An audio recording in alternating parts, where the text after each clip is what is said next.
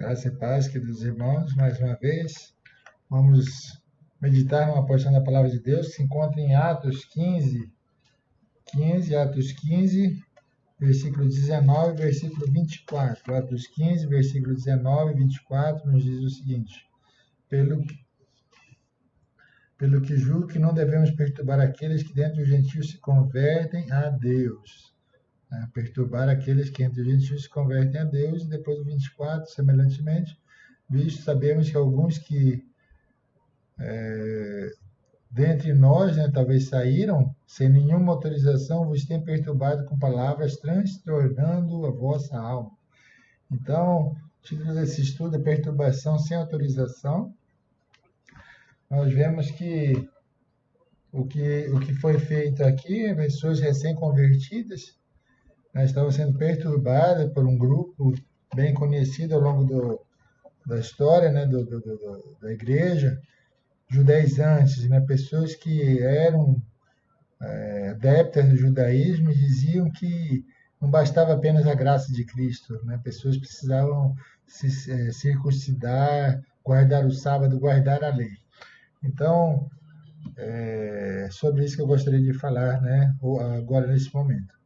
Então, aqui nós vemos, a velha questão da culpa, medo e ganância, os frutos do falso evangelho. Aqui nós lemos que essa palavra usada aqui, ela significa profunda perturbação, profundo distúrbio, perplexidade, criar medo, transtornando, foi usado nos textos extrabíblicos para dizer que alguém estava falindo.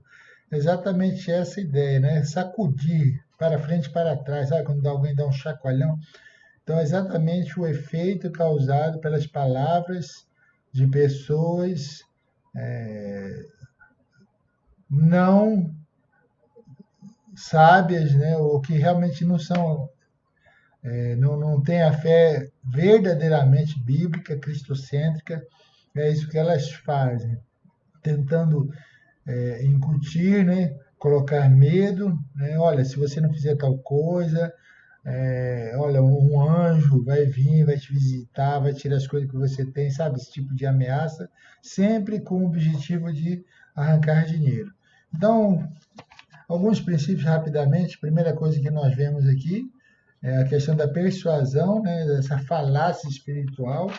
A primeira coisa que nós vemos aqui é conversa, sabe aquelas conversas, quase como conversas de garageiro, mas assim é uma questão para pôr medo. Então, sem ter sido uma tática de Satanás, desde lá de Eva, quando ela chegou, não, olha, não é bem assim, e tentou, e conseguiu, trazer uma distração a Eva, e a Eva acabou caindo, na conversa. É exatamente isso que os falsos líderes religiosos procuram fazer. 2 Coríntios 10 vai falar exatamente, porque as armas da nossa milícia não são carnais, e sim poderosas em Deus, para destruir fortalezas, anulando nós sofismas. O que são sofismas? Exatamente essa falácia espiritual, essa falácia que não pode ser comprovada com a palavra de Deus, através de análise detalhada da palavra de Deus, escritura com escritura. E aí Paulo vai falar assim, olha, toda altivez, quer dizer, o que é altivez? Orgulho, que se levante contra o conhecimento de Deus. Então, pessoas tentam usar de argumentos, de falsos argumentos, de falsa religiosidade, para tentar nos levar para elas.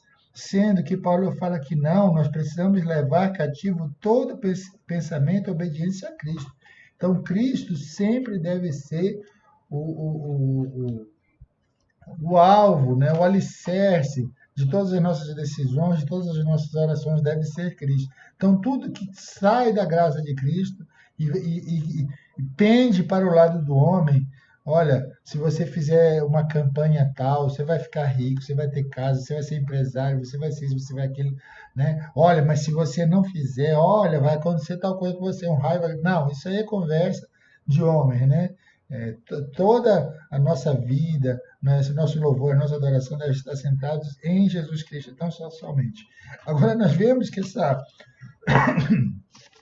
essa persuasão, ela tem um público-alvo, Versículo 19 vai falar dos convertidos, novos convertidos, foi exatamente esse problema que os Gálatas enfrentaram, né? Pessoas estavam chegando ali e falando que tinham que guardar a lei, e Paulo falou: olha, se eu mesmo vier amanhã com outro discurso fora de Cristo, ou então se aparecer um anjo, esse anjo falar outra coisa fora de Cristo, seja maldito. Então, é, nós, irmãos, nós temos que tomar cuidado, sabe? Você, meu amigo, né, meu irmão, cuidado com as falas, analise, faça como os bereanos, né, que analisavam cada coisa que era falada através das palavras, através das escrituras, né?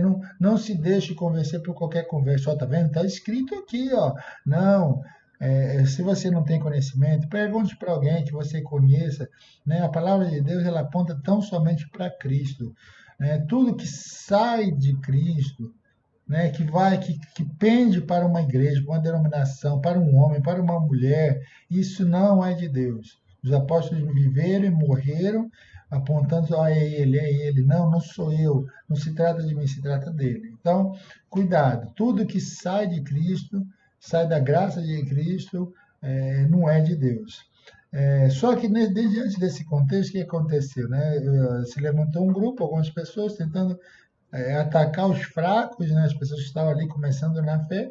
Aí foi feita uma confrontação. Né? Versículo 22 aqui vai falar de um grupo de irmãos que foram encarregados de ir lá e de confrontar esse falso ensinamento. Então, sempre que a mentira de Satanás e seus enviados são colocados, né, precisa de irmãos, de pessoas para que se levantem e coloquem e confrontem a mentira. Então, pareceu bem os apóstolos, os presbíteros, com toda a igreja, tendo elegido homens dentre eles, tá vendo? Então, pessoas conhecidas, não chega a ser alguém, sabe? Chegou alguém que não tem raiz, que ninguém conhece, ninguém sabe muito daquela pessoa, e essa pessoa vem com umas falas. Não, vamos confiar naquelas pessoas com quem nós já convivemos, né? Que já tem um nome entre nós. Foi isso que aconteceu na questão do Atos 6, né? Olha, vejo entre vocês homens de fé, de reputação, boa reputação, né? E é assim que tem que ser, né? Então, para confrontar essa mentira, pessoas é, conhecidas, né, pessoas maduras foram eleitas para que essas mentiras fossem confrontadas, né? Essa objeção, essa confrontação dos apóstolos para esses falsos mestres, ela foi documentada no versículo 23, finalzinho do versículo 23, aqui de Atos 15, vai falar, olha, escrevendo por mão deles os irmãos, tanto os apóstolos como os presbíteros, aos irmãos de entre os gentios, em Antioquia, Síria, Sicília, saudações, tá vendo? Então, sempre, sabe, as coisas precisam ser documentadas, isso é bom, isso é útil, né? Por isso que a gente tem recibinho, faz muitas coisas, né? Sempre tem que assinar alguma coisa, né? Agora estamos na área digital, tem questão de foto e tudo, mas tem que ter documento, cuidado em sua conversa, né? O que não pode ser provado. Então, no caso aqui, né, esses irmãos que foram enviados, eles levaram carta dos irmãos que estavam confrontando essa situação. 1 Tessalonicenses 5:27, nós vemos que Paulo pede que a carta seja lida diante de outros irmãos. Então, sempre tentar documentar, né? Não se deixe levar por conversas, né? Sempre que alguém quer vier com uma mentira, com uma coisa aí que saia fora de Cristo e dependa para o homem, não. Tente ver o que está sendo escrito, o que está sendo falado, tente escrever, tente algo e peça para irmãos também se manifestarem, confrontar essa mentira com coisas escritas. Então, vemos uma objeção, né? Essa objeção, essa confrontação desses falsos mestres, né? Então, ela foi assim consensual, no caso, irmãos foram enviados, ela foi documentada, ela foi santa, né? A confrontação diante desses argumentos mentirosos desses judaizantes, nós vemos aqui que ela foi fundamentada no versículo 20 e 29, eles vão falar a mesma coisa. Mas escrever-lhes que se abstenham das contaminações dos ídolos, bem como das relações sexuais ilícitas, da carne de animais focados e do sangue. Tá vendo? Então, nós vemos aqui algo que realmente tem a ver com vida com Deus, né? Negação, autonegação, né? Você não viver mais nos prazeres, coisas que nos marcavam antes da conversão não podem continuar a aparecer nas nossas vidas. Então, a única argumentação aqui, o único conselho, né, dos irmãos que estavam indo para confrontar esses mentirosos, esse grupo mentiroso, ver se, olha, não deixa aquela questão dos ídolos para trás, né? Se você tinha um ídolo, não, agora é Jesus Cristo, agora é a Bíblia, agora é a oração, tem outros valores, aquelas coisas que marcavam, né, a nossa vida antes, né, principalmente relacionadas a imoralidades, que elas não façam mais parte da nossa vida. Então, foi feita aqui, né, uma confrontação, né, santa, né? Aí, para desmascarar, né, foi feita uma nomeação, né? Pessoas ali do grupo, pessoas conhecidas, foram designadas para irem ajudar aqueles irmãos, né, novos convertidos que estavam sendo atacados por um grupo mentiroso. Então, no versículo 22 de Atos 15, nós vemos de parecer bem aos apóstolos. Quando as coisas são de Deus, elas fluem, né? Existe unanimidade, né? Não precisa ser feito nada às escondidas. Tá vendo? Pareceu bem, foi unânime, né? Essa nomeação, ela foi unânime, distinta, né? Pessoas, apóstolos, né? Os enviados, né? Versículo 22 aqui, ó. Bem, os apóstolos são presbíteros. Quem são presbíteros? São líderes, liderança espiritual, né? Toda a congregação, todos concordaram que aqueles irmãos que foram chamados Silas, né? Fossem enviados ali para ajudar aqueles novos convertidos. Então, nós vemos aqui a nomeação, né, unânime, né, de pessoas para ajudarem, né, aqueles irmãos que estavam sendo atacados. Foi incontestável, né, versículo 22, também finalzinho do versículo 22, enviá-los juntamente com Paulo e Barnabé a Antioquia foram Judas, e chamado Barnabás e Silas, homens notáveis entre os irmãos. Então, sabe, entre dar ouvidos a alguém desconhecido, vindo com uma história sobre merecer ou não merecer alguma coisa, não. Vamos confiar em pessoas que já têm um histórico, né, diante da sociedade, diante de pessoas também conhecidas nossas, para que a gente possa confiar, né? Então, se alguém falar, eu tenho uma palavra de Deus, um sonho, uma revelação, não, peraí. Não, isso aí não tem negócio de sonho de revelação. O que a Bíblia fala, né? Eu vou trocar uma ideia lá com o irmão tal, com o pastor tal, eu sei que é uma pessoa de bem, tá aí no meio de nós, né? Uma pessoa que não tem escândalo nem nada. Eu vou lá perguntar para ele se isso é verdade, se não é, entendeu? Então, diante de uma situação em que alguém fale coisas que, olha, você precisa fazer tal coisa, precisa fazer campanha. Não. Pergunta para alguém que você conheça.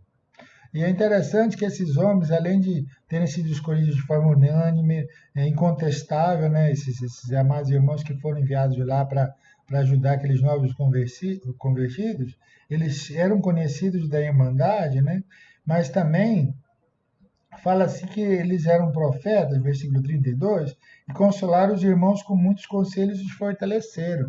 Quer dizer, a pessoa que é de Deus, ela abençoa, sabe? Ela não oprime. Toda vez que você se sentir oprimido, assim, toma cuidado, né?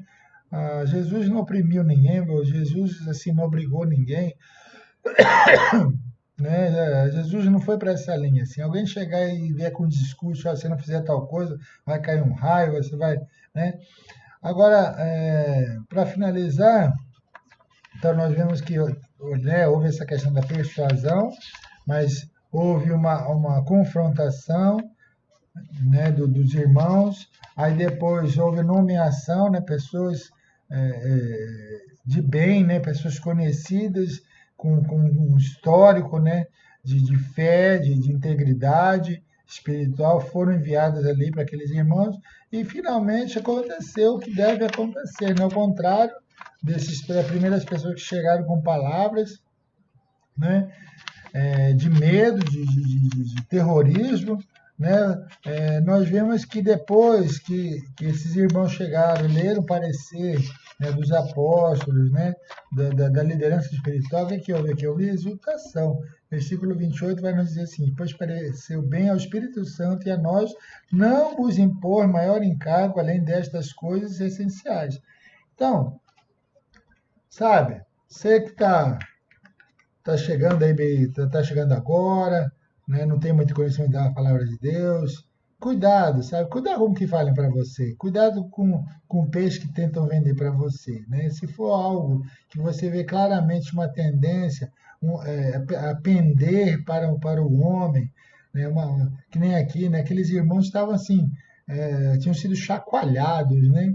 Por causa de medo, né? Sempre aquela coisa, né? O discurso sempre muda um pouco, tem algumas variantes, mas sempre gira em medo de culpa, medo e ganância. Alguém chegar com um discurso desse, olha, cuidado, sabe? É, nós cremos num Deus que amou, né, o Júlio, né, o João, o Raimundo, qualquer um de nós de tal maneira que entregou seu único filho, né? Um Deus, um Deus que, um Deus de amor, um Deus de graça. Então não permita que nenhum julgo de homens atrapalhe sua caminhada com Deus. Amém.